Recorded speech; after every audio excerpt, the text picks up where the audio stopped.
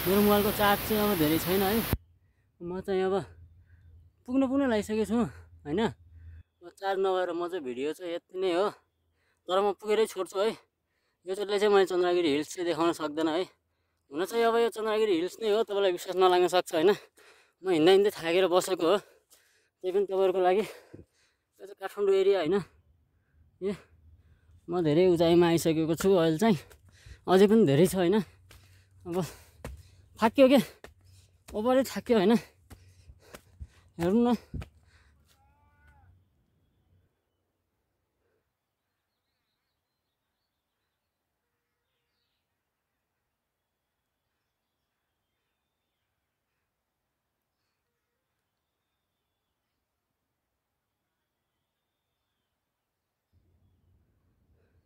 यो गाई छैन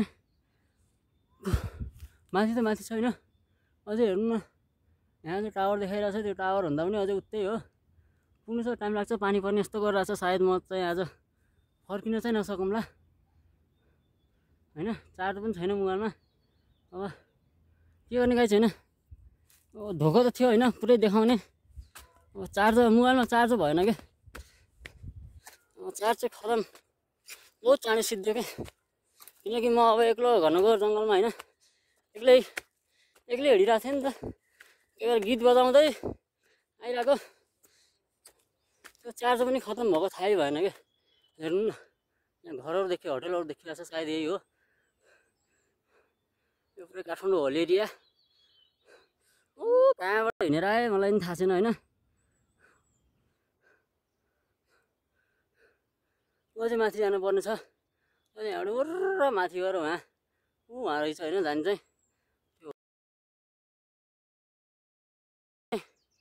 त्यहीबाट म मद्दतलिएर चाहिँ जानेछु हैन। मोबाइलमा चार्ज भइदिएको रहेछ, म माथि गएर चाहिँ देखाउँथेँ हैन। मोबाइलमा चार्ज पनि सकिएको, के गर्नु त हैन। हिँड्ने चाहिँ भकुमास नै हिँडेर आयो क्या गाइस। यस्तो त मैले पुरै लाइफमा असम्म हिँडेकै थिएन क्या, खालि एउटा च्यालेन्जको लागि हो। साथीले पुगेर आइज नि त भन्यो हैन, त्यही भएर हिँडेको। नसकिने रहेछ क्या, लगाइ चार्ज नै सक्यो, 5% भएछ। अब पछि भेटौँला, सायद अब वहाँ गएर भयो भने ब्राइटनेस बढाएर चाहिँ म भिडियो बनाउने कोसिस गर्छु। भएन भने चाहिँ यति हो है। ल गाइस, लास्ट स्टप पुगिसकेछ।